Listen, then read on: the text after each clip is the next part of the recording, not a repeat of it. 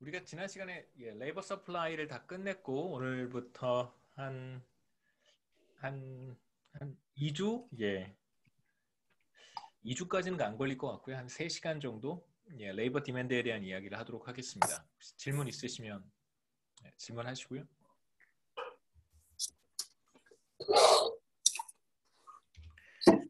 우리가 2장에서는 그 레이버 서플라이에 대한 이야기를 했습니다. 그래서 얼마나 많은 사람이 노동시장에 들어가는지 리저베이션 웨이지에 대한 개념을 사용을 해서 의사결정을 살펴봤고 그 다음에 노동시장에 들어간다면 얼마나 많은 시간을 일을 하게 되는지 이런 의사결정도 살펴봤습니다. 네, 컨섬션 리저 초이스에 대한 이야기를 우리가 살펴봤던 거고요. 그 다음에 이제 간단하게 레이버 서플라이 커브 같은 것들을 우리가 도출을 하고 탄력성에 대한 이야기도 했었습니다. 여기에서는 노동시장에서 서플라이 사이드를 우리가 살펴봤으니까 이번에는 이제 디맨드 사이드로 가서 노동 수요 곡선이 어떻게 결정이 되는지 그 다음에 노동 수요를 노동을 수요하는 측면 기업들이 될 텐데 기업들의 의사결정을 이제 조금 더 면밀하게 살펴보도록 하겠습니다. 여기에서 좀 잘렸는데요. 너무 많아서 분량이. 레이버 디맨드 첫 번째 우리가 생산함수입니다. 첫 번째 그 다음에 여러분 여기 클릭하시면 아마 첫 번째 섹션으로 바로 이렇게 이동할 수 있어요. 점프할 수 있습니다. 링크를 다 걸어둬서요.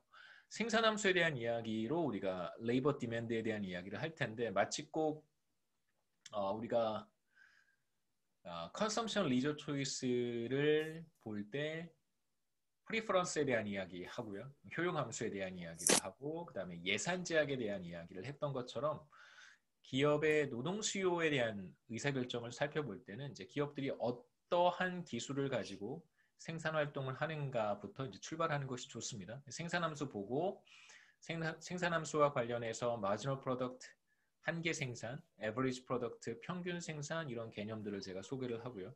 그다음에 이제 얼마만큼의 노동을 투입할 것인가는 사실 이윤 극대화 문제와 밀접한 관련이 있습니다.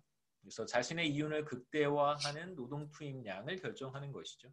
두 번째는 이제 노동 투입량에 대한 의사결정을 단기의 문제와 장기의 문제로 나눠서 볼 텐데 우선 이제 단기 의사결정 문제부터 보려고 해요. 그래서 장기와 단기를 어떻게 구분하는 것에 대한 이야기는 나중에 제가 말씀을 드릴 거고요. 그래서 여기에서 우리가 과연 얼마만큼의 노동력을 투입하는가 대한 의사결정, 그 다음에 노동 수요 곡선, 단기 노동 수요 곡선 우리가 한번 도출해 보고요.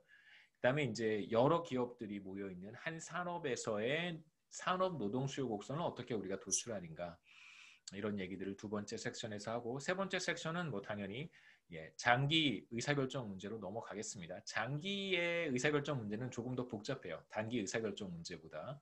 그래서 아이소 퀀트 등량 곡선이라고 하는 것이고 미시경제학에서 다 배우셨을 거예요. 배우셨죠, 그렇죠? 네.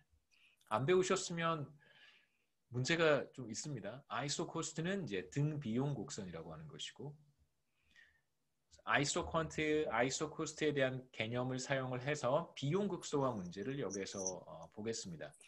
그 다음에 이제 장기 노동 수요 곡선을 가지고 뭐 대체 효과라든가 뭐 규모의 효과 이런 이야기들을 좀 하고요.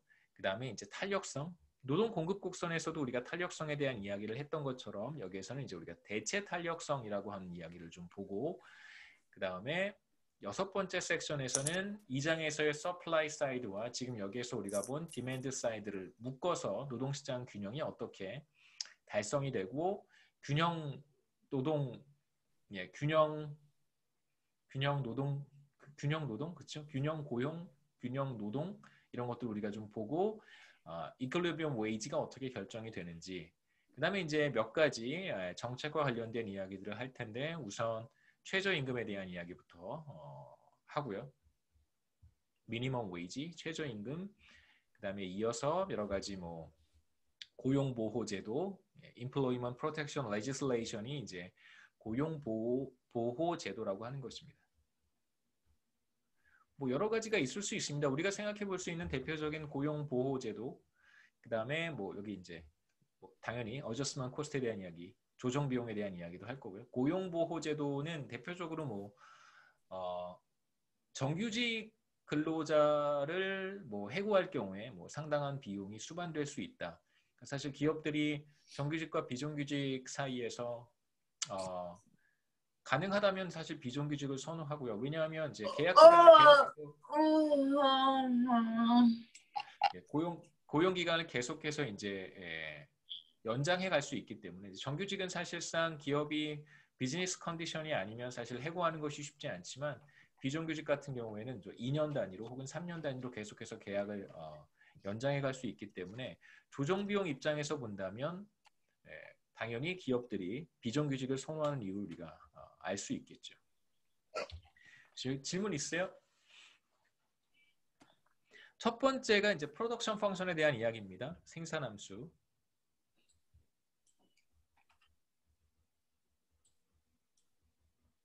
그래서 레이버 서플라이는 이제 우리가 선호와 예산 제약으로 출발했던 것처럼 이제 레이버 디맨드는 이제 기업의 생산함수에서 출발하는 것이 맞겠죠. 이제 여기서 우리가 생산함수가 어떻게 생겼고 생산함수는 이제 어떤 성질을 갖는지 살펴보도록 할 거고요. 이제 이런 생산함수의 성질들은 나중에 장기 롱런, 장기 노동 수요 곡선을 우리가 어떻게 도출할 수 있는가에 대한 이야기를 할 때도 조금 도움이 될 것 같습니다. 생산함수라고 하는 것은 기업이 재화와 서비스를 생산하기 위해서 사용하는 기술이라고 우리가 정의할 수 있고요. 뭐 조금 더 포멀한 데피니션들이 뭐 미시경제학에 많이 있으니까 우리는 이제 여기에서는 이 정도만 정의하도록 하겠습니다. 재화와 서비스를 생산하기 위해서 사용하는 기술이다라고 이제 표현을 하고요. 우리는 구체적으로 어떤 이제 mathematical expression에 관심이 있으니까요. 어떤 형태의 생산함수 뭐 이렇게 가정해 보도록 하죠. 생산함수에는 두 가지 다른 이제 생산 요소가 있습니다. 인풋이라고 부르기도 하고요. 첫 번째가 레이버, E로 표현을 했고 두 번째가 캐피탈입니다. K로 표현을 했는데 여기에서 이제 레이버라고 하는 E는 총 노동 시간이라고 해석하시는 것이 좋습니다. 그러니까 우리가 계속해서 뭔가 이렇게 제가 설명을 하거나 뭐 필요한 분석을 할 때는 E라고 하는 것을 뭐 노동자 일명 이렇게 이제 생각을 할 텐데 근로자 한 사람 뭐 이렇게 제가 표현을 할 텐데 굳이 이걸 한 사람이라고만 생각하실 필요는 없고요. 한 시간이라고 생각하셔도 괜찮고 여하튼 생산함수에 들어가는 레이버라고 하는 것의 단위는 총 노동시간입니다. 그래서 number of employee hours고요. 그 다음에 이제 자본은 뭐 우리가 나중에 나올 때 다시 한번 조금 구체적으로 살펴보도록 하겠습니다. 생산함수는 노동을 레이버를 2만큼 투입하고요. 총 노동시간 투입한 총 노동시간이 2고 생산에 투입한 캐피탈 스탁이 K만큼일 때 과연 얼마만큼의 산출량, Q라고 하는 산출량을 생산해낼 수 있을까? 아웃풋이 이제 Q가 되겠죠. 그래서 인풋과 인풋 E와 K, 그 다음에 산출량 Q 사이의 관계를 수학적으로 표현한 식이 바로 생산함수입니다. 여러분 뭐 다 아시죠, 그렇죠? 예. 생산함수와 관련해서 특히 뭐 레이버 인풋과 관련해서 우리가 두 가지 가정을 한번 생각해 보려고 하는데요. 첫 번째 가정은 아까 잠깐 말씀드렸던 것처럼 E라고 하는 이 변수가 employee hours라고 하는 E라고 하는 것을 우리가 총 노동 시간이라고 생각하겠다는 거예요.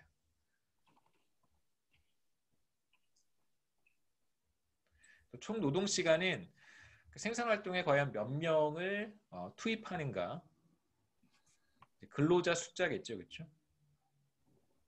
그 다음에 1인당 노동시간, H는 1인당 노동시간이에요.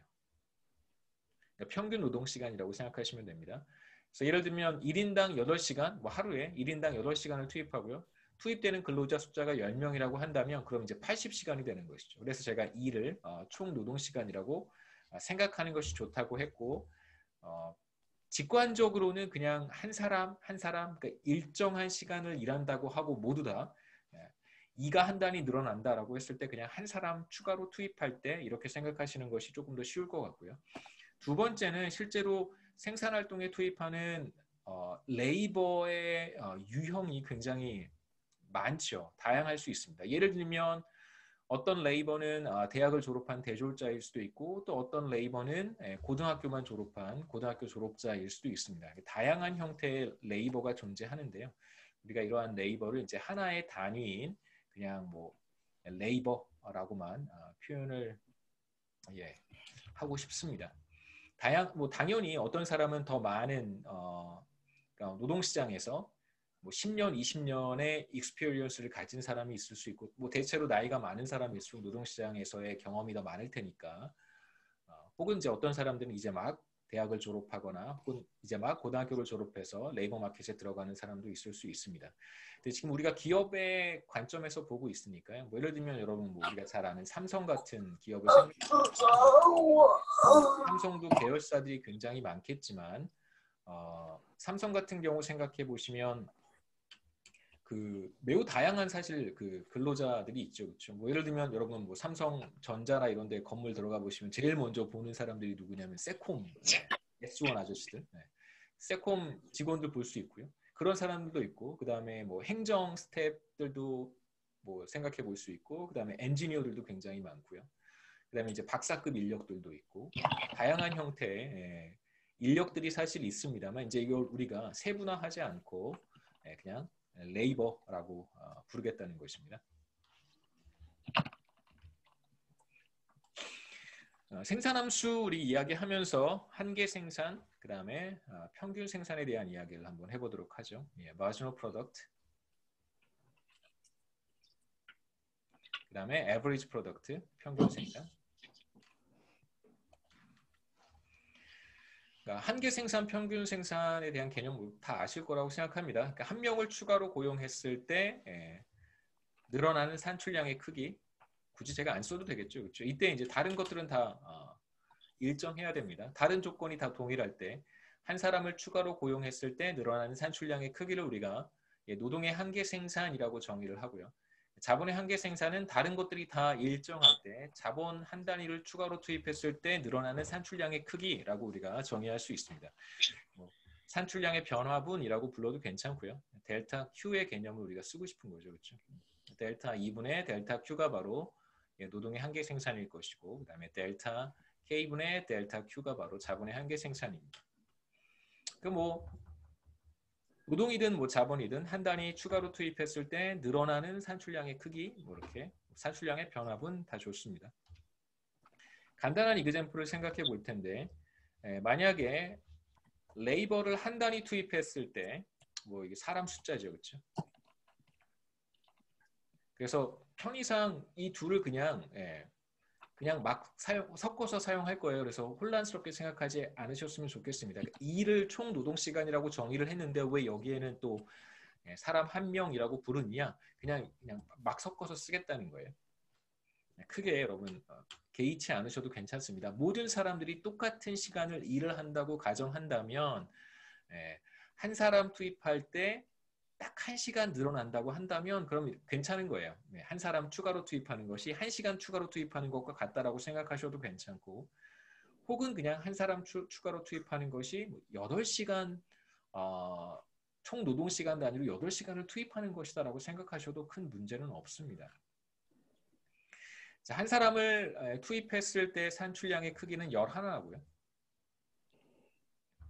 11를 생산할 수 있습니다. 그래서 한 명도 투입하지 않다가 첫 번째 노동자를 투입했을 때 추가로 늘어나는 산출량의 크기가 산출량의 증가분이 이제 11이다. 그래서 marginal product가 11이 되겠죠. 단위는 유닛입니다. 11개, 11단위 이렇게 부르시면 되겠죠. 커피 11잔 뭐 이렇게 생각하시면 됩니다. 두 사람을 투입했을 때는 산출량을 27개 생산해낼 수 있고요. 그럼 이제 첫 번째 워커를 투입했을 때 11개를 생산했고 두 번째 워커를 생산했을 때 추가로 늘어나는 산출량의 크기가 정확히 16개니까 두 번째 워커에 대한 한계 생산, 노동의 한계 생산이 바로 16이 됩니다. 이런 식으로 이제 우리가 한계 생산을 표현할 수 있겠죠. 그래서 앞서 테이블을 제가 그림으로 그려봤는데 투입하는 노동자들의 숫자가 늘어나면 늘어날수록 당연히 산출량의 크기는 늘어납니다. 다시 한번 보시죠. 7페이지로 돌아가서 2가 늘어나면 늘어날수록 산출량의 크기가 증가한다는 걸 알 수 있고요. 그래서 우리가 생산함수를 이렇게 표현할 수 있습니다. 이거 생산함수죠. 그렇죠? 여기에서 중요한 가정은 캐피탈 스탁이 일정한 거예요. 자본 스탁이 일정하다는 전제 하에서 우리가 산출량의 변화를 이제 노동 투입량의 변화로만 표현한 것이 왼쪽 그림이고, 오른쪽 그림은 마지널 프로덕트와 에버리지 프로덕트를 이제 비교해서 보여주는 것입니다. 다시 돌아와서 말씀드릴게요. 노동의 한계 생산이라고 하는 것은 지금 우리가 앞서 봤던 자본 스탁이 일정할 때 노동 투입량의 변화에 따른 산출량의 변화를 그림으로 그렸는데, 바로 그 그래프에 물론 이제 뭐 점들을 다 연결한 거죠. 그렇죠? 스무드한 곡선이라고 한다면 바로 그 스무드한 곡선의 기울기가 노동의 한계 생산이 됩니다. 그래서 자본 투입량이 일정할 때 생산함수의 기울기가 바로 노동 투입량에 따른 변화를 그림으로 표현했을 때 그러한 생산함수의 기울기가 바로 노동의 한계 생산이고요. 우리 이그젬플에서는 처음에 노동 투입량을 조금씩 늘릴 때는 산출량의 변화분이 늘어나요. 노동의 한계 생산이 증가하는 걸 볼 수 있습니다. 돌아가 볼까요? 보시죠. 여기에서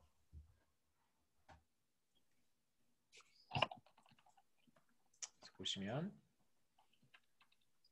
컬럼 C에 이제 노동의 한계 생산이 있으니까 이제 컬럼 C에서 첫 번째 사람, 두 번째 사람, 세 번째 사람까지 늘어날 때 한계 생산이 11, 16, 20 이렇게 늘어납니다. 그래서 처음에 노동 투입량이 늘어날 때는 한계 생산이 늘어나는 경우가 덜어 있는데, 이건 이제 우리가 뭐라고 해석하냐면 경제학에서는 스페셜라이제이션이라고 봐요. 스페셜라이제이션이 작동하는 것이다. 특화죠, 특화. 그래서 우리가 뭐 이런 비교 우위라든가 혹은 뭐 comparative advantage라든가 스페셜라이제이션에 대한 이야기를 경제학 원론에서 배우셨을 것 같고요. 커피숍을 운영하는 경우를 한번 생각해 보시죠. 그렇죠? 그러면 이제 한 사람만 일할 때는 캐시어도 해야 되고, 그 다음에 바리스타도 해야 되고, 그 다음에 마지막에 뭐 커피가 만들어지면 이제 픽업할 수 있도록 주문한 사람이 픽업할 수 있도록 그것도 해야 되고, 뭐 굉장히 많은 일을 동시에 다 해야 됩니다. 그런데 만약에 한 사람이 추가로 더 들어오게 되면 한 사람은 이제 주문만 받으면 되고요, 한 사람은 커피만 만들면 되고, 또 한 사람은 이제 마지막에 서빙만 하면 되겠죠, 그렇죠? 그렇게 특화가 가능하기 때문에 처음에 뭐 한 사람, 두 사람, 세 사람 이렇게 노동 투입량을 늘려갈 때는 한계 생산이 늘어나는 경향이 있습니다. 어거의 기억 성과에만 집중해요. 특화를 하게 되면 자신의 일에 보다 더 전념할 수 있기 때문에 전체로 봤을 때는 생산량이 늘어날 수 있다는 것이고요. 그러한 특징이 이제 우리 그래프에서도 나타납니다. 그래서 왼쪽의 생산함수에서는 보시면 이 구간에서는 이렇게 기울기가 상승하는 걸 볼 수 있죠. 그래서 어떤 그래프의 그래프가 이렇게 변하면 이건 이제 기울기가 상승하는 거고, 이건 이제 우리가 컴팩스하다고 부르고, 어떤 그래프가 이제 이런 형태를 갖는다면 이제 기울기가 점점 작아지는 거니까 이건 이제 우리가 컨케이브하다고 얘기를 해요. 그래서 보시면 이 구간에서 노동의 한계 생산이 늘어나는 구간인데, 이때는 생산함수의 모습이 이렇게 컴팩스한 형태를 갖게 됩니다. 그래서 오른쪽에 뭐 다시 한번 보겠지만 푸른색 보시면 이게 바로 이제 한계 생산이고요. 마지노 프로덕트. 한계 생산이 처음에 1명 투입했을 때, 2명 투입했을 때, 3명 투입했을 때까지는 한계 생산이 이렇게 점점 늘어나잖아요. 그렇죠? 그게 여기서도 나타납니다. 그런 다음부터는 이제 한계 생산이 이제 줄어들기 시작하는 거예요. 계속해서 커피숍에 더 많은 사람을 투입해봐야 결국은 뭐 그냥 아무리 뭐 비지하다고 하더라도 사실 뭐 커피숍의 크기가 일정하고 자본 스탁이 일정하다고 가정하는 것은 커피숍의 크기가 이제 더 이상 변하지 않고요. 에스프레소 머신의 대수도 달라지지 않고, 컵의 개수도 똑같고, 뭐 캐시 리지스터의 개수도 똑같고, 이렇다면 더 많은 노동을 투입해봐야 한 사람이 추가로 생산해낼 수 있는 커피의 양은 계속해서 줄어들 거예요. 뭐 여러분 제가 아까 S1 세콤 잠깐 말씀드렸는데 그 세콤 같은 경우도 마찬가지겠죠. 세콤 실제로 이렇게 세콤 서비스 같은 거 생각해 보시면 어떤 지역을 분할해서 몇 명의 직원들이 그쪽 이제 방범 같은 거죠. 담당을 합니다. 몇 개의 집들을 가입한 세콤에 가입한 그런 뭐 매장도 있을 수 있고 뭐 저희 집도 세콤에 가입했어요. 저희 도둑이 한번 들어가지고 자고 있는데 도둑이 들어왔다 나왔어요. 네. 네. 그래서 뭐, 뭐 금전적 피해는 많지 않았는데 명절 때 빈집이라고 생각하고 이제 도둑님께서 들어오셨던 것 같아요. 입장하셨다가 나가셨는데 물론 이제 뭐 다행히 사람이 없을 거라고 생각하고 들어왔다가 급하게 이제 뭐 눈에 보이는 것들만 집어가지고 이제 나간 것 같아요. 네. 다행히 인명 피해는 없어서 그때 저희 아이가 그때 막 3살인가 4살인가 4살인가? 네, 그랬었는데 그 이후에 너무 무서워서 해코지라도 했으면 어쩔 뻔했어요. 여하튼 세콤 같은 경우에 이제 구역을 나눠서 사람들이 관리를 하는데 뭐 거기 세콤 구역에 계속해서 인력을 투입해봐야 사실 뭐 추가로 생산해낼 수 있는 시큐리티 서비스라고 하는 것이 점점 줄어들겠죠, 그렇죠? 네.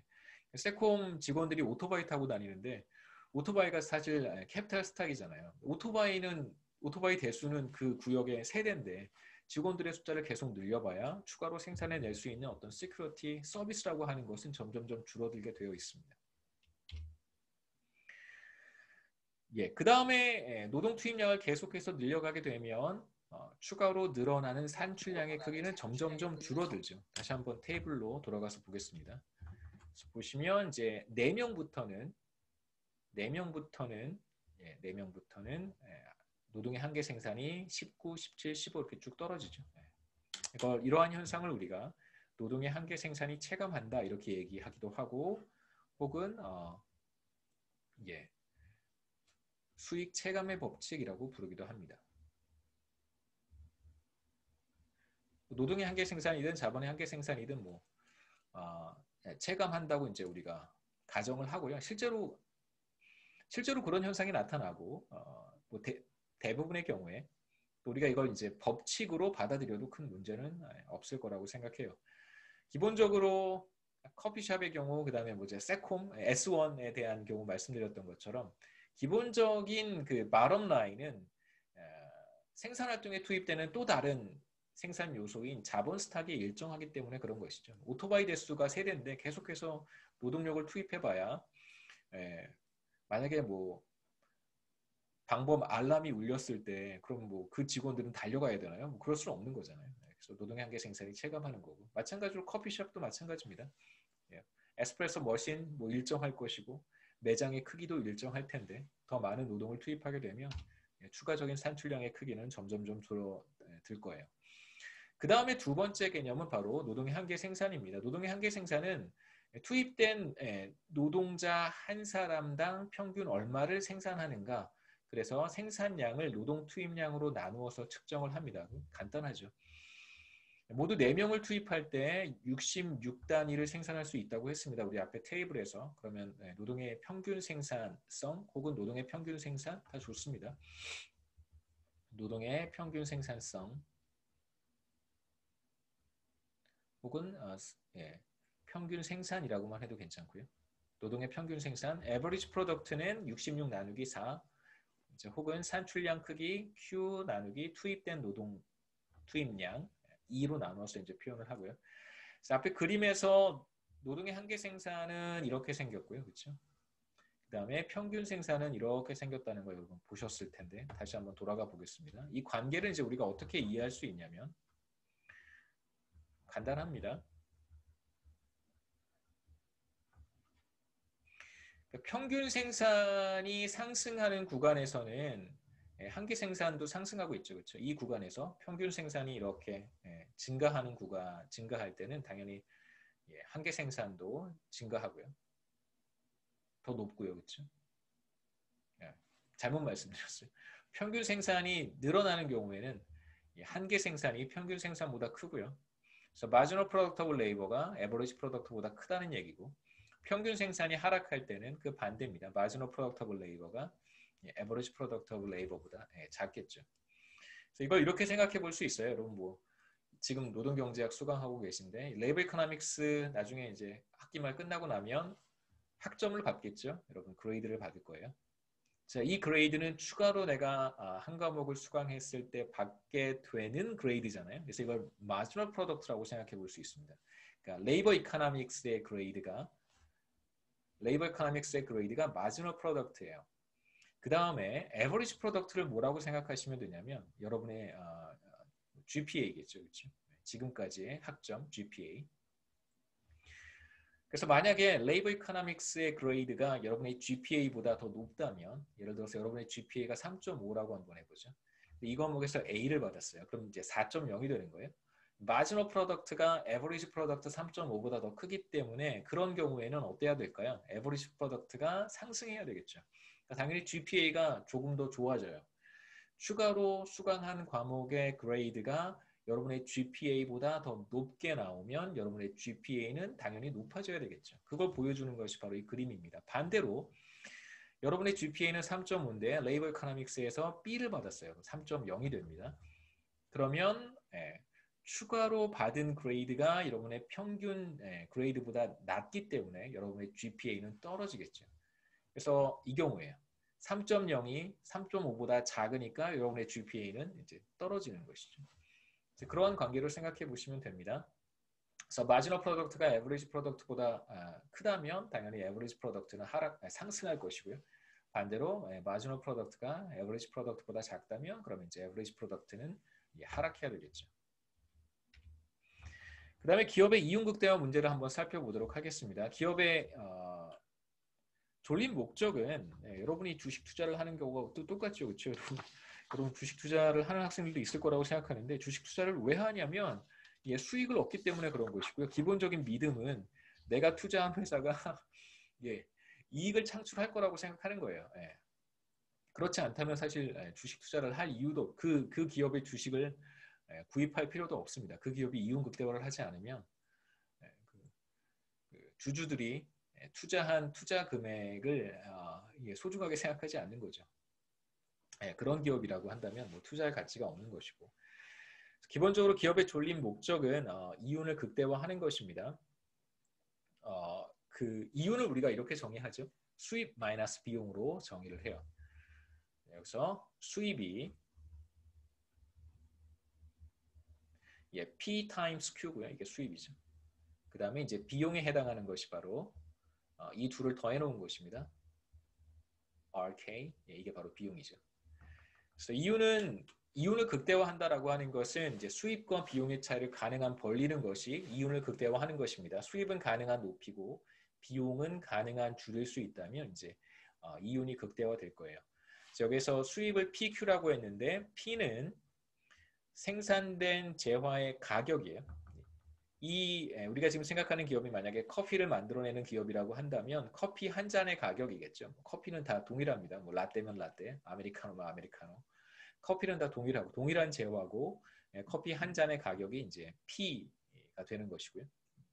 그 다음에 비용은 크게 두 가지 컴포넌트로 구성이 되겠죠. 왜냐하면 생산에 투입하는 투입 요소가 노동이 있고 자본이 있으니까요. 우리가 두 가지 생산 요소만 있다고 가정을 했습니다. 노동을 투입하면 투입할수록 노동과 관련된 비용이 늘어날 것이고 자본을 투입하면 투입할수록 자본과 관련된 비용이 늘어날 거예요. 그래서 우리가 이걸 심플하게 노동 투입량 E와 노동 한 단위당 가격이 바로 W입니다. 이제 이걸 우리가 이렇게 생각해 볼 수 있는 거예요. E라고 하는 것이 사람이라면 W는 1인당 임금이 되는 것이고 우리가 E를 시간이라고 해석하면 W는 시간당 임금이 되는 것입니다. W 타임스 E를 우리가 노동 비용이라고 부르고 레이버 코스트죠. 그 다음에 이제 R times K. K가 생산에 투입하는 자본의 단위가 되고 자본 투입량이 되고 R은 자본의 단위당 가격이 됩니다. 그래서 이게 바로 자본 비용이에요. 그래서 우리는 여기서 뭐 W에 관심이 있는 거죠. W와 E에 관심이 있는 거고 하지만 W와 E를 볼 때는 반드시 R과 K도 생각을 하지 않을 수는 없습니다. R과 K의 문제도 같이 봐야 되겠죠.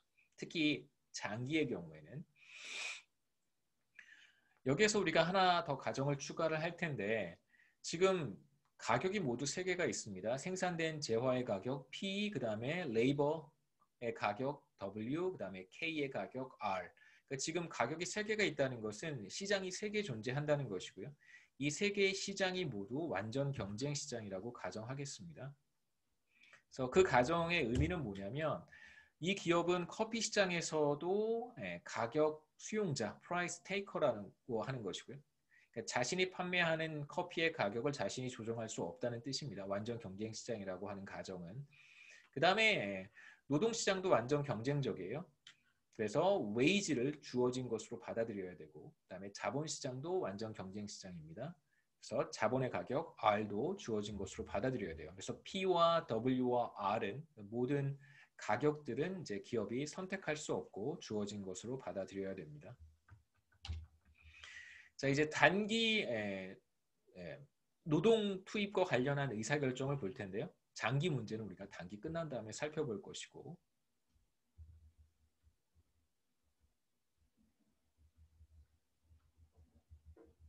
과연 단기에 얼마만큼의 노동을 투입할 것인가를 어떻게 결정하는가? 우선 단기가 뭔지 이런 경제학 원론에서는 특히 이제 미시경제학이라든가 경제학 원론에서는 단기와 장기를 어떻게 구분하냐면 고정 투입 요소가 있으면 단기, 고정 투입 요소가 없으면 장기로 구분을 합니다. 그래서 보통 이제 생산에 투입되는 요소들이 여러 가지가 있을 수 있잖아요. 우린 여기서 지금 딱 두 가지, 레이버와 캐피탈만 생각하지만 여러 가지가 있을 수 있고 만약에 이들 여러 가지 투입 요소들 중에서 조정하는 것이 늘리거나 줄이는 것이 더 투입하거나 덜 투입하는 것에 대한 조정이 어렵다면 그렇다면 이제 그러한 의사결정은 단기에 이루어진다라고 보는 거예요. 그래서 고정 투입 요소가 존재한다면 여러분 다 아시는 내용이니까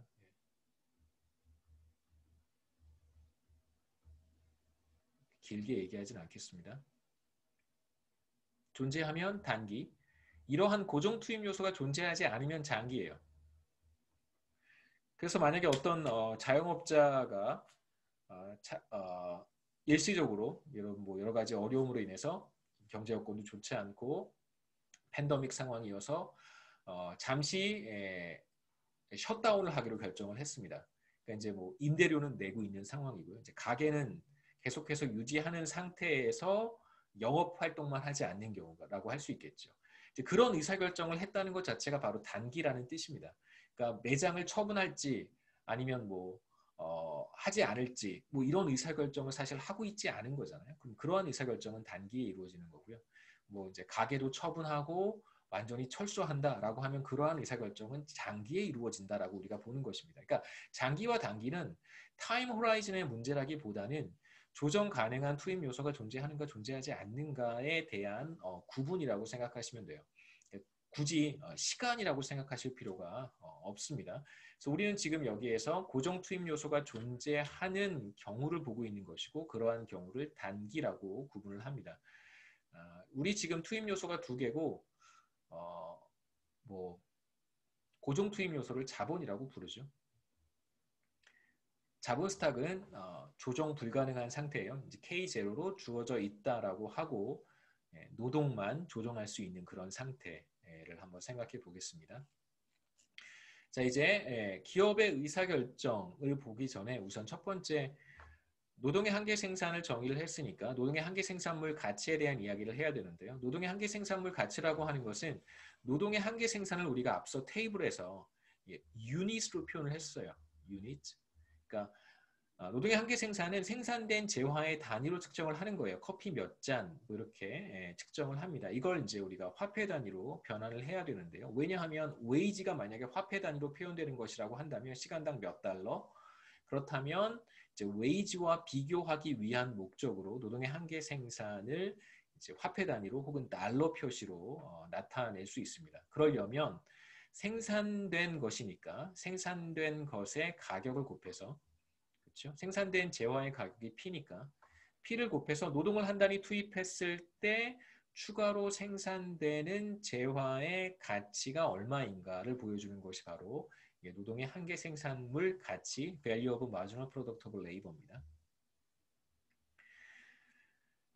여기에서 우리가 생각해 볼 만한 것은 노동 투입량을 늘리면 늘릴수록 수익 체감의 법칙이 작동하니까, 물론 이제 처음에 하나도 생산하지 않다가 노동 투입량을 한 단위, 두 단위 늘려갈 때는 노동의 한계 생산이 체증하죠. 하지만 이제 그런 경우는 앞서 우리가 존재할 수 있다라고만 하고, 이제 앞으로는 그러한 경우를 일반적으로 보지 않습니다. 이제 우리가 일반적으로 가정하는 상황은 노동 투입량을 늘리면 늘릴수록 노동의 한계 생산이 체감하는 것이고요.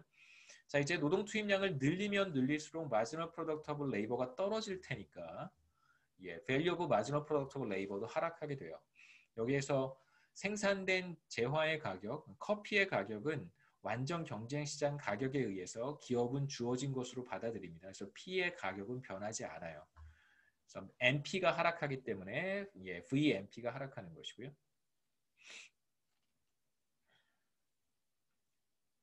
간단한 예는 한번 생각해 보시기 바랍니다. value of average product of labor도 같은 식으로 표현하면 돼요. 평균 생산이니까 생산된 재화를 투입된 노동량으로 나눠준 것이잖아요. 그래서 투입된 노동자 한 사람이 평균 얼마만큼을 생산했는가, 생산된 재화의 단위로 표현합니다. 이것도 단위가 유니츠예요. 그렇기 때문에 단위당 가격 P를 곱해서 이걸 우리가 화폐 단위로 표현할 수 있습니다.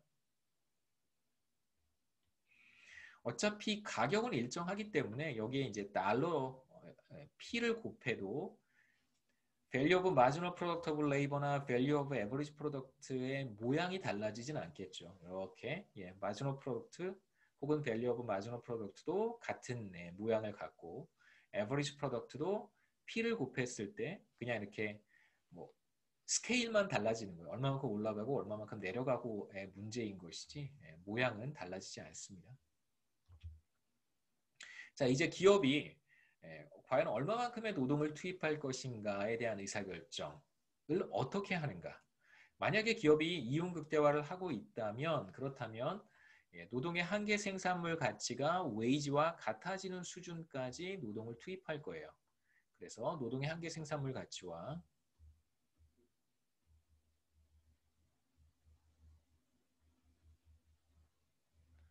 임금이, 여기서 노동의 한계 생산물 가치는 그러니까 노동을 한 단위 더 투입했을 때의 그 단위와 이 임금의 단위가 사실 같아야 됩니다. 그러니까 한 사람이라고 불렀으면 이건 1인당 임금이고요. 여기서 노동이 1시간이면 이 임금은 시간당 임금이 되어야 돼요. 그래서 단위가 반드시 같아야 됩니다. 노동 투입 단위와 그 단위에 대한 임금이어야 된다는 말이에요. 노동의 한계 생산물 가치와 임금이 같아지는 수준에서 노동 투입량을 결정하겠죠. 지금 우리는 단기 의사결정 문제를 보고 있기 때문에 자본 투입량은 일정하다고 계속해서 가정하고 있습니다.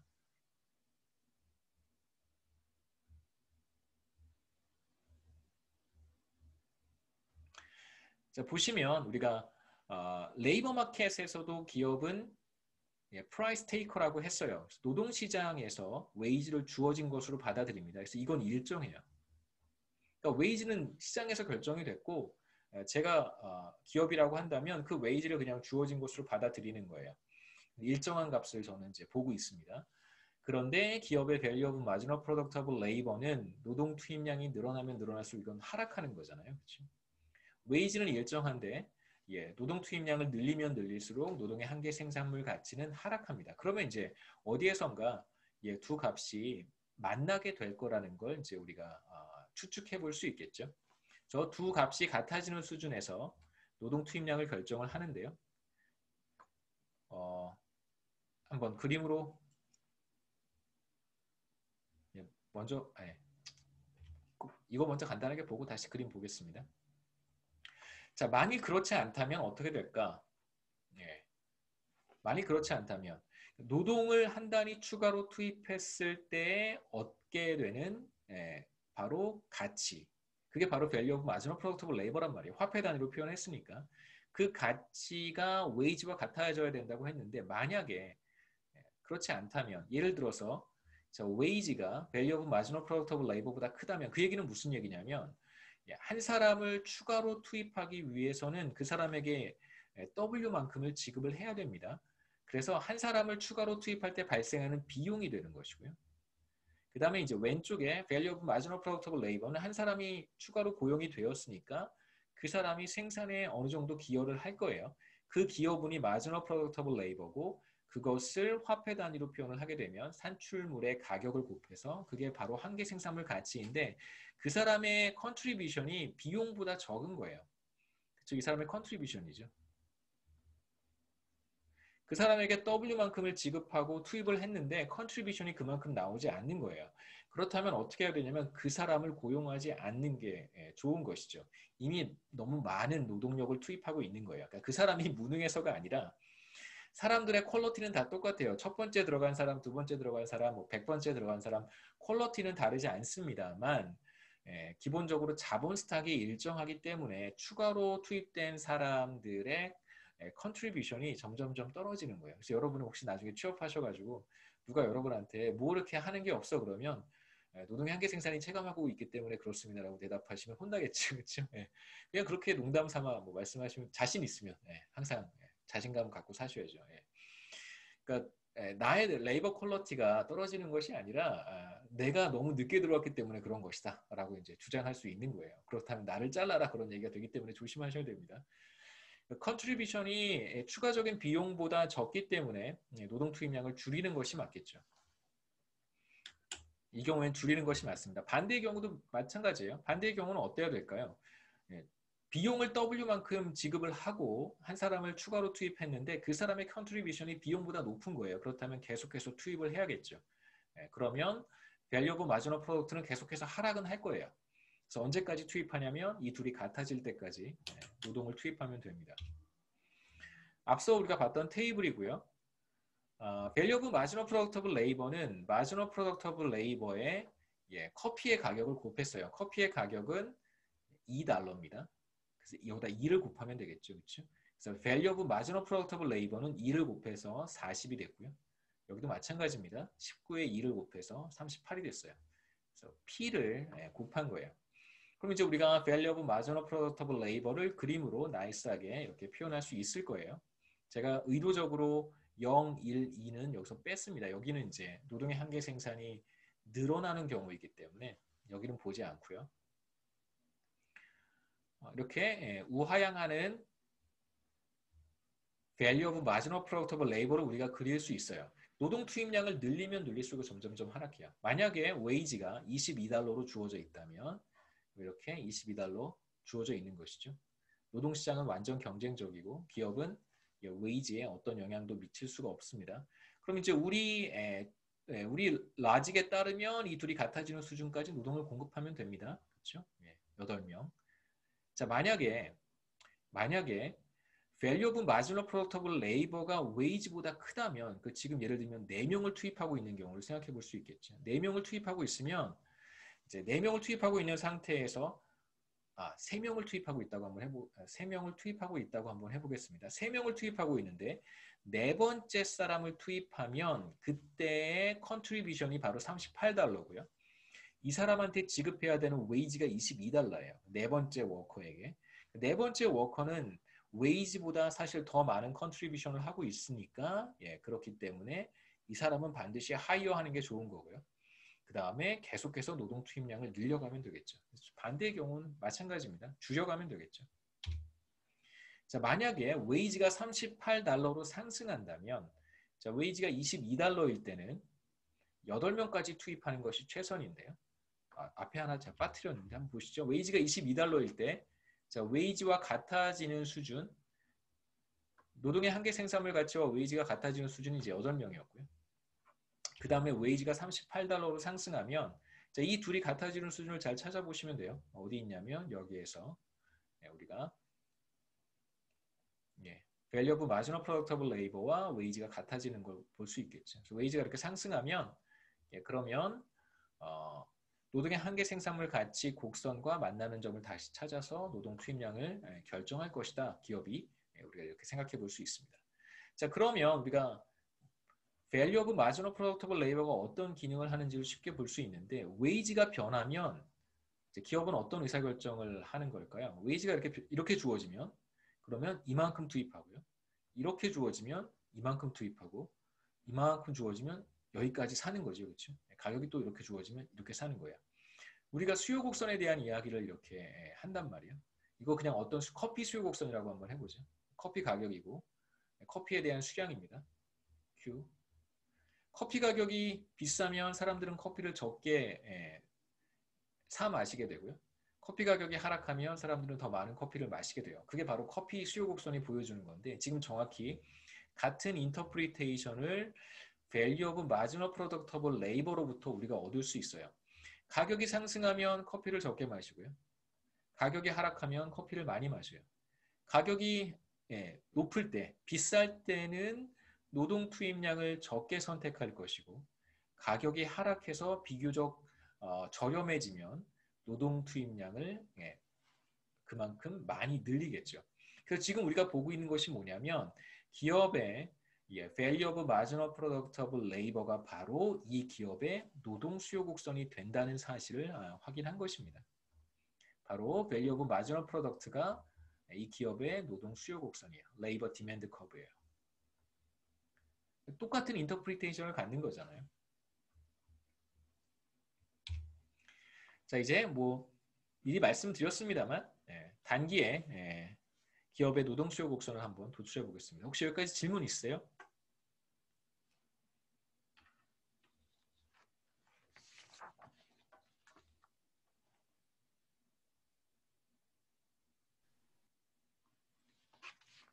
없어요? 예. 단기 노동 수요 곡선 우리가 간단하게 살펴봤습니다. 이제 웨이지가 변할 때 노동 투입량이 어떻게 달라지는지 그래서 웨이지와 노동 투입량 사이의 관계를 보는 것이고요. 바로 노동 수요 곡선이겠죠. 개별 기업의 웨이지와 노동 투입량 사이의 관계를 보여주는 것이 바로 레이버 디맨드 커브고 지금 우리는 자본 투입량의 일정한 단기의 문제를 보고 있습니다. 앞서 제가 간단하게 앞에 슬라이드에서 말씀드렸던 것처럼 개별 기업의 노동 수요 곡선은 단기 노동 수요 곡선은 바로 그 기업의 노동의 한계 생산물 가치 곡선과 동일하다 이렇게 생각하시면 됩니다. 바로 value of marginal product of labor고요. 자, 이게 바로 기업의 단기 레이버 디맨드 커브다 이렇게 생각할 수 있습니다. 만약에 웨이지가 $22라고 한다면 이 기업은 8명 투입할 것이고요. 웨이지가 $18로 하락하면 노동 투입량을 9명으로 늘릴 것이고 반대로 웨이지가 $38로 상승하면 노동 투입량을 4명으로 줄일 거예요. 그러니까 이러한 의사결정은 뭐에 의해서 이루어지냐면 value of marginal product를 따라서 이루어지기 때문에 바로 이 곡선이 기업의 individual firm의 labor demand curve가 됩니다.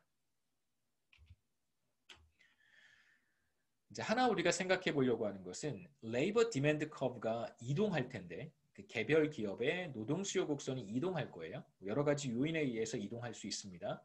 첫 번째 요인을 우리가 살펴볼 텐데 다시 말씀드리면 labor demand curve는 바로 그 기업의 value of marginal product of labor와 같다고 했어요.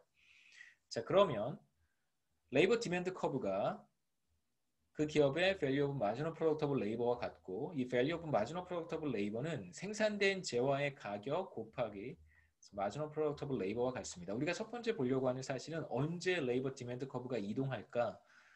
물론 P가 변해서 이동할 수도 있고 노동의 한계 생산이 변해서 이동할 수도 있어요. 첫 번째, 커피의 가격이 변하는 경우 어떻게 레이버 디맨드 커브가 달라질까를 먼저 볼 텐데 우선 첫 번째는 커피의 가격이 $2일 때 우리가 marginal product of labor의 2를 곱해서 value of marginal product를 우리가 계산했었습니다. 이제는 만약에 이 가격이 $6로 상승한다면 그렇다면 당연히 value of marginal product of labor도 달라지겠죠. 이 경우에는 노동의 한계 생산이 달라지진 않아요. MP가 일정하고 이 경우에는 P가 상승하는 경우겠죠. P가 상승하면 당연히 value of marginal product of labor가 상승할 것이고 그러면 labor demand curve가 바로 노동의 한계 생산물 가치 곡선과 동일하니까 이것도 이렇게 위쪽으로 이동할 거예요. 그래서 한번 예를 생각해 보시죠. Value of Marginal Productable Labor가 이제는 $40에서 $120가 됩니다. 여기에다가 이제 6을 곱하는 거니까요. 가격이 상승해서 쭉 이렇게 6을 곱하면 당연히 Value of Marginal Productable Labor는 전부 다 커져요. 이제 wage랑 한번 비교해 보시죠. wage가 $18일 때 그때 사실 wage와 관련은 없지만 $40였었습니다. 그런데 이제는 그 $120가 되는 거예요. 3명을 투입하고 있을 때. 간단하게 그림을 그려보면 자, wage는 이렇게 주어져 있고요. $18로 아웃풋 프라이스가 $2일 때 value of marginal product of labor 혹은 labor demand curve가 이렇게 생겼고요. 자, 이제 가격이 $6로 상승했습니다. 그렇다면 이렇게 위쪽으로 이동하겠죠. 그래서 일반적으로 이건 제가 이제 정확하게 계산을 하기 위해서 컴퓨터 프로그램을 이용해서 계산한 것이고 일반적으로 우리가 이렇게 생각해 본다면 좀 wage고요. wage나 value of marginal productable labor나 단위는 같아요. 우린 여기서 이제 달러로 표시한 것이고 wage를 굳이 달러로 표현하지 않고 다른 것으로 표현한다면 굳이 다른 것으로 표현한다면 뭐 그걸로 기호를 사용하시면 됩니다. 자, 이쪽이 이제 넘버라고 워커겠죠. 2. 자, 지금 우리가 보고 있는 상황이 어떤 상황이냐면 가격이 $2일 때 레이버 디맨드 커브는 이렇게 생겼고요. 가격이 $6로 상승하면 레이버 디맨드 커브가 이렇게 바깥쪽으로 이동한다는 거예요. 뭐 위쪽으로 이동하는 거나 바깥쪽으로 이동하는 거나 똑같으니까. 그래서 생산된 재화의 가격 혹은 기업이 판매하는 재화의 가격이 상승하게 되면 레이버 디맨드 커브가 위쪽 혹은 바깥쪽으로 이동하게 되고 웨이지가 여전히 $18라고 한다면 당연히 기업은 노동 투입량을 전보다 늘릴 거예요. 이렇게. 그래서 9명을 투입했는데 웨이지가 $18라고 한다면 재화의 가격이 $2일 때 9명을 투입했는데 이제는 웨이지가 변하지 않았습니다. 단순히 판매하는 재화의 가격이 상승하면 전보다 더 많은 노동을 투입하려고 하겠죠. 그래서 가격이 상승하면 커피 가격이 상승하면 커피 분야에서 일하는 노동자들의 숫자는 늘어나는 거예요. 노동 투입량은 늘어나는 것이죠. 그 관계를 이제 보여주는 거죠. 그래서 단기 고용이라고 하는 게 짧은 기간에 일하는 고용이다 이렇게 생각하시면 절대 안 되고요. 자본 스탁이 일정한 상태에서 기업들의 의사결정에 따른 노동 투입량, 굉장히 긴 표현이긴 하지만 그 노동 투입량과 재화의 가격 사이에는 이렇게 포지티브한 릴레이션십이 있습니다. 가격이 상승하면 노동 투입량이 늘어난다는 걸 이제 우리가 볼 수 있고 그 메커니즘은 가격이 상승하면 당연히 value of marginal productable labor가 늘어나게 되고 value of marginal productable labor가 labor demand curve가 같기 때문에 노동 수요 곡선이 바깥쪽으로 이동한 거예요. wage가 변하지 않았으니까 전보다 더 많은 노동을 투입할 것이다 라고 얘기할 수 있는 것이죠. 자, 이제 산업 전체에서의 레이버 디맨드 커브를 한번 도출해 보려고 하는데요. 여기에서 이제 우리가 하나 조심해야 될 거를 말씀드리겠습니다. 레이버 서플라이 커브 그냥 계속 이렇게 더해 갔잖아요.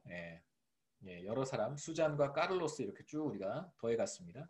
그럼 이제 경제 전체 혹은 산업 전체에 레이버 서플라이 커브를 도출할 수 있었는데 레이버 디맨드 커브를 이런 방식으로 만약에 도출하게 되면 한 가지 문제가 생길 수 있어요. 그 문제부터 먼저 간단하게 말씀을 드리죠. 우선 두 개의 기업만 존재한다고 한번 해보겠습니다. 두 개의 기업이 존재해요. 두 개의 기업은 정확히 똑같습니다. 아이덴티컬해요. 모든 측면에서 동일한 재화를 생산을 하고 기업의 규모도 정확히 동일해요. 이제 모든 기업 두 기업 모두 웨이지가 $20일 때 15명을 고용을 합니다. 그렇다면 인더스트리 전체로 봤을 때는 웨이지가 $20일 때 30명 고용을 하는 거잖아요. 자, 이제 만약에 웨이지가 $10로 하락한다면 기업 A, B 이렇게 한번 표로 만들어 볼까요? $20일 때 A는 15명, B는 15명을 하이어합니다. 그래서 전체 토탈은 이 둘을 합치면 30명을 하이어한다는 얘기고요. 자, 만약에 웨이지가 10달러로 하락하게 되면 기업 A는 둘 기업 다 모두 똑같은 기업입니다. 기업 A는 노동 투입량을 30명으로 늘리는 거예요. 그렇죠? 15명을 추가로 고용하는 경우라고 생각할 수 있습니다.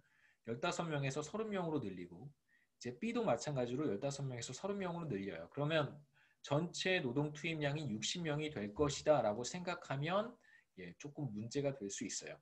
어떤 메커니즘이 작동할 수 있다는 걸 우리가 간과해서는 안 되냐면 웨이지가 하락하게 되면 인더스트리 내의 모든 기업들이 노동 투입량을 늘릴 거예요. 그렇게 되면 인더스트리 전체로 봤을 때 커피 인더스트리라고 한번 해보죠. 커피 인더스트리 전체로 봤을 때 커피 생산량이 늘어나는 거잖아요. 그러면 커피 시장으로 우리가 한번 가봐야 돼요. 인더스트리 전체를 보고 있으니까. 그러니까 개별 기업들은 사실상 전체 공급량에 어떤 영향도 미치지 못할 만큼 미미한 존재이긴 하지만 웨이지가 떨어져서 모든 기업들이 동일하게 생산량을 늘리기 시작하게 되면 그렇다면 이제 시장 가격이 영향을 받게 되겠죠. 이제 커피 시장에서의 커피 가격이고요. 커피 시장이 완전 경쟁적인 시장이라고 우리가 가정했으니까 시장 가격은 커피에 대한 디맨드와 커피에 대한 서플라이에 의해서 결정이 되어야 합니다. 그래서 지금 균형 가격이 예를 들면 비슷한 수준이었는데 웨이지가 하락하면서 인더스트리 내에 있는 모든 커피 기업들이 커피 생산량을 늘렸어요. 그러면 어떤 변화가 나타나야 되냐면 커피 공급 곡선이 이렇게 바깥쪽으로 이동하겠죠. 이렇게 이동할 거예요. 그럼 결과적으로 커피 가격은 떨어져요. 그러니까 우리가 이러한 효과를 간과해서는 안 됩니다. 그래서 단순히 개별 기업 입장에서 한 기업 입장에서 웨이지가 하락하면 고용을 30명으로 늘릴 것이다. 그래? 그럼 모든 기업들이 이렇게 의사결정을 할 테니까 이걸 다 더하면 고용의 변화를 우리가 추정할 수 있겠구나. 이렇게 생각하면 안 된다는 거예요. 모든 기업들이 고용을 늘리게 되면 생산량이 늘어나서 커피 가격이 떨어질 수 있다는 걸 우리가 생각해야 된다는 뜻입니다. 자, 그래서 우리가 고려해야 되는 것은 개별 기업 입장에서 만약에 커피 가격이 떨어지면 나뿐만 아니라 모든 기업들이 고용을 늘렸고 그래서 커피 생산을 늘렸습니다. 그렇다면 이제 뭔가 피드백 작용이 나타나는데 시장에서 커피 가격이 하락하게 돼요. 그러니까 균형 가격이 하락하게 돼서 개별 기업의 한계 생산물 가치, 노동의 한계 생산물 가치 곡선이 이제 변하게 됩니다. 앞서 뭐라고 얘기했었냐면 재화 시장에서 재화의 가격이 상승하게 되면 노동 수요 곡선이 바깥쪽으로 이동한다고 했었어요. 몇 페이지 돌아가 보죠. 여기에서 20페이지에서 커피 가격이 상승하게 되면 기업의 Value of Marginal Productive Labor가 상승하기 때문에 레이버 디맨드가 바깥쪽으로 이동한다고 했습니다. 그러면 이제 돌아와서요. 반대의 효과가 나타나고 있는 거잖아요. 시장 가격이 떨어졌습니다. 그렇다면 개별 기업의 노동의 한계 생산물 가치라고 하는 것이 오히려 떨어져야 되겠죠. 자, P times MP인데 이게 바로 Value of Marginal Productive Labor란 말이에요. 근데 P가 떨어졌어요. 그래서 웨이지가 떨어질 때 나뿐만 아니라 모든 기업들이 노동 투입량을 늘려서 커피를 더 많이 생산했기 때문에 시장 가격이 하락했습니다. 그런 경우에 자, 이제 제가 이 점에 있었고요. 웨이지가 20달러일 때 이건 개별 기업입니다. 이게 저예요. 웨이지가 20달러일 때 15명을 하이어하고 있었는데 웨이지가 떨어졌어요. 10달러로. 갑작스럽게 이제 임금이 반토막 났습니다. 그럼 이제 노동 투입량을 늘리겠죠. 그러면 이제 30으로 가는 게 아니고요. 2점으로 가는 게 아니라 노동 투입량을 계속해서 늘릴 거예요. 늘리는 과정에서 어떤 일이 발생할 거냐면 시장 가격이 떨어지게 되고 그러면 개별 기업의 Value of Marginal Productive Labor 혹은 Labor Demand Curve가 이렇게 안쪽으로 쭉 내려오겠죠. 그럼 이제 저는 이 점으로 가게 되는 거예요. 예를 들면 그래서 웨이지가 10달러로 하락했음에도 불구하고 가격 변화가 나타나지 않았을 때 저는 30명까지 하이어 하겠지만 이제 시장에서 가격이 변했으니까 나만 바꾸는 게 아니잖아요. 나만 바꾸는 거면 30명이 되겠지만 모두가 다 바꿨기 때문에 그러니까 정부가 나한테만 보조금을 지급하는 경우를 생각해 볼 수 있어요. 나한테만. 제가 지금 굉장히 어려운 형편이어서 정부가 저한테 보조금을 지급해요.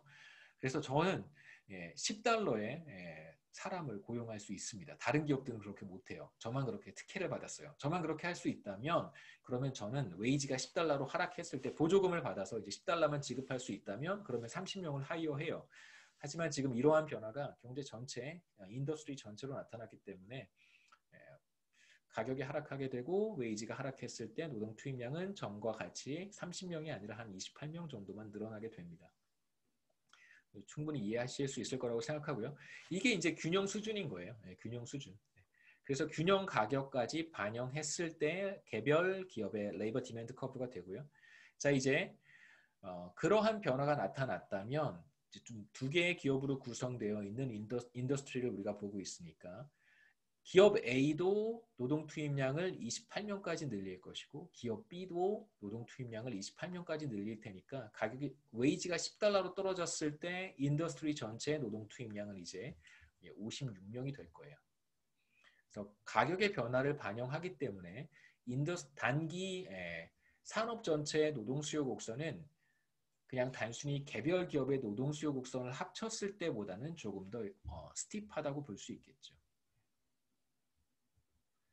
그래서 생산된 재화의 가격이 하락하는 효과를 반영하기 때문에 단순히 이렇게 가로축으로 쭉 더하면 안 되고 가격 변화를 반영해서 조금 스티프하게 산업 전체의 노동 수요 곡선을 우리가 그려볼 수 있습니다. 그 다음에 그 노동 수요 곡선, 지금 인더스트리 전체의 레이버 디맨드 커브를 우리가 도출을 했는데요. 그러면 이제 앞서 레이버 서플라이 커브의 탄력성과 같은 개념을 디맨드 커브에도 적용할 수 있습니다. 그래서 웨이지가 변할 때 과연 노동 투입량이 얼마나 민감하게 반응하는가를 탄력성이라는 개념을 통해서 측정을 할 수 있어요. 탄력성입니다. 그래서 조금 더 구체적으로 얘기를 하면 노동 수요의 탄력성이라고 하는 것은 웨이지가 1% 변할 때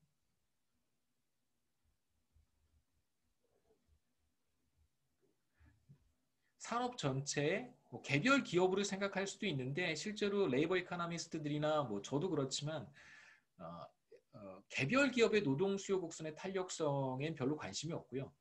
이제 보통 인더스트리라든가 경제 전체 레이버 디맨드 커브의 탄력성에 더 관심이 많습니다. 변할 때 노동 투입량이 몇 퍼센트 변하는가. 그래서 이걸 이제 조금 더 포멀하게 표현을 하게 되면 웨이지의 퍼센트 변화분의 노동 투입량의 퍼센트 변화잖아요. 그러니까 웨이지의 퍼센트 변화분의 노동 투입량의 퍼센트 변화라고 하는 식은 바로 노동 투입량의 퍼센트 변화를 웨이지가 1% 변할 때의 효과로 변환해서 보겠다는 뜻입니다. 그러니까 예를 들어서 분자가 10% 변했고 분자가 100% 변했어요. 그럼 이건 분모가 1% 변할 때 분자가 10% 변한다고 얘기할 수 있는 거잖아요. 이제 그렇게 바꿔서 표현하겠다는 뜻입니다. 그 다음에 이제 두 번째 식은 웨이지의 퍼센트 변화를 우리가 W분의 델타 W로 표시를 하고요. 그 다음에 이제 노동 투입량의 퍼센트 변화는 마찬가지로 어떤 변수 X의 퍼센트 변화를 델타 X분의 X의 퍼센트 변화는 우리가 이렇게 표현을 하죠. 그렇죠? X분의 델타 X. 그래서 분모의 분자와 분자의 분모를 곱해서 분모로 보내고 분모의 분모와 분자의 분자를 맞죠? 분자의 분자와 분모의 분모를 곱해서 분자로 보내고 이런 식을 계산을 해보면 이런 익스프레션을 우리가 얻을 수 있습니다. 우리가 간단한 이그젬플이 뭐였었냐면 인더스트리 전체로 봤을 때 인더스트리 디맨드 커브에서 웨이지가 20달러일 때 인더스트리 전체로 보면 30명을 하이어한다고 했고요.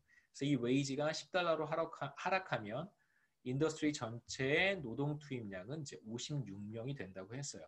그래서 웨이지의 퍼센트 변화는 어떻게 계산할 수 있냐면 웨이지의 퍼센트 변화는 지금 20달러에서 10달러가 된 거잖아요. 그래서 10달러 마이너스 20달러분의 20달러 이렇게 하면 우리가 쉽게 계산할 수 있습니다.